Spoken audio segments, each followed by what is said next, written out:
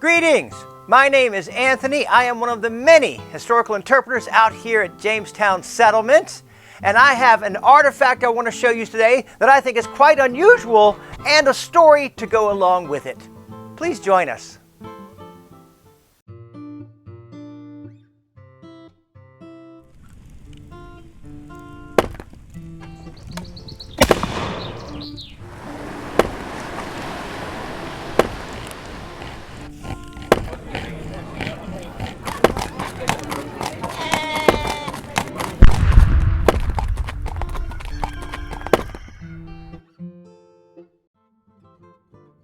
Friends, today I want to introduce you to one of the most unique artifacts I think we have out here at Jamestown Settlement, and that is the multi-handled mug called a tyg. That is spelled T-Y-G. Really good for Scrabble and crossword puzzles. But friends, these are all tygs right here. And you will see they do have lots of handles. And there's three words that we as historical interpreters hate saying, and those three words are we don't know. Because people ask us all the time, why in the world do those mugs have so many handles? I'm sorry to tell you the answer is, we don't know. No one ever wrote it down. However, we do have some really good guesses. One guess, and this has been nicknamed, I don't know when it got the nickname, this has been nicknamed the sharing mug. And that sort of makes sense. Back then, a long time ago, you'd go to a pub, a tavern, you'd have to bring your own mug. You'd have the tavern keep, he would fill it up for you. You would bring it back to the table, set it down, and your friends could also share with you. Clearly, the name sharing mug was not meant for COVID times.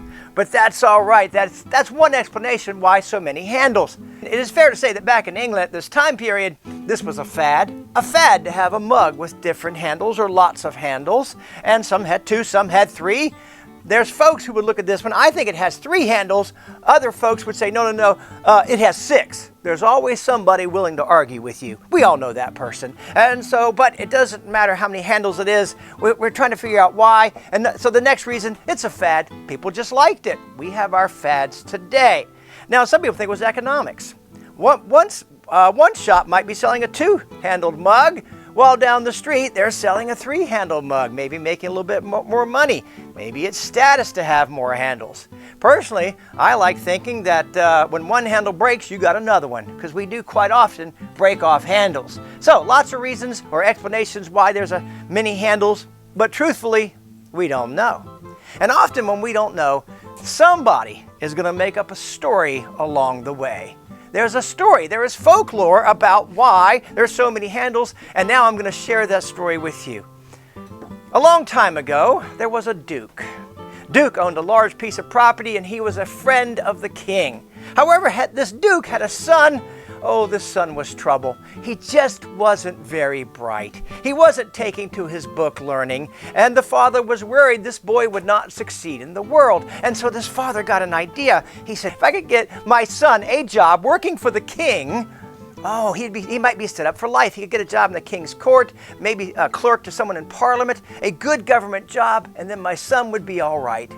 And so he began to ponder, how can I ingratiate my son to the king? Now, the king made frequent visits to the duke's property, and it was right on what we call the King's Road, and the king was due for a visit. So the man got an idea. He knew the king loved hot chocolate.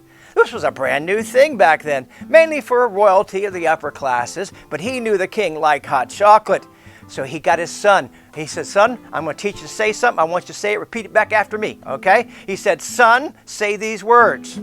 Welcome, your majesty. Please enjoy your hot chocolate. And then you hand him a mug of piping hot chocolate, and you will be his friend. And so the son said, all right, and he started practicing.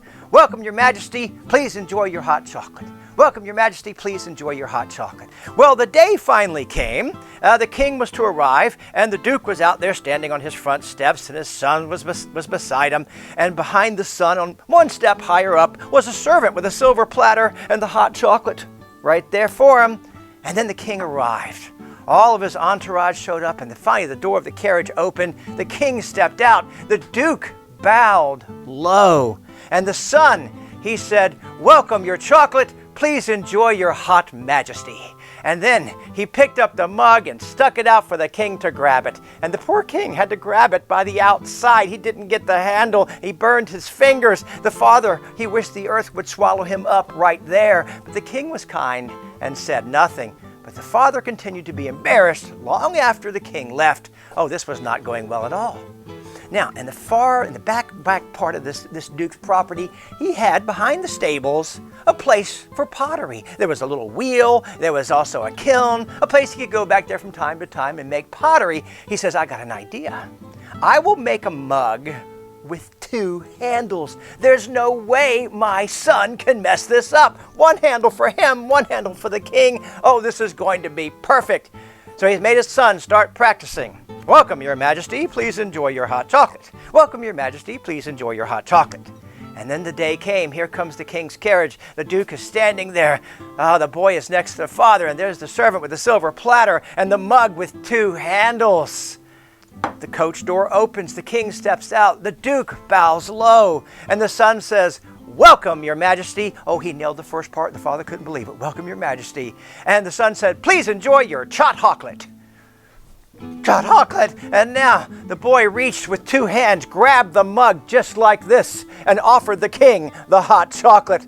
And once more the king had to reach out and grab the outside of the mug, burn his fingers, but he was kind and said nothing. And the duke, oh, he was so embarrassed. And he went back to planning and planning and planning. And he said, no, I will make a mug with 3 handles. My son only has 2 arms. There's no way he can mess this up. And then the day came, and the duke was standing on the steps, and there was the son, and there was the servant. And the servant had a tray holding a mug very much like this with 3 handles. Oh, this was going to go so well. And then the king arrived. The carriage door opened. The duke, he bowed low. And the son said, in a very strange, deep voice he had never had before, he said, Welcome, Your Majesty. Please enjoy your hot chocolate. The duke was amazed. Was this his son? He didn't know who this boy was. This was incredible. And the boy turned. He had 3 handles, and the boy grasped 2 of those handles, offered the king, and yes, that last handle was pointing back to the boy. Now the king was kind and said nothing about how he burned his fingers. But friends, this has been the story of how a young man with a deepening voice got a job at the church. Thank you for visiting. Friends, thank you for joining us for another story from history. It's been a pleasure to be with you. If you enjoyed this video, do hit like, do hit subscribe, and we always love it when you leave a comment. Cheers and Godspeed.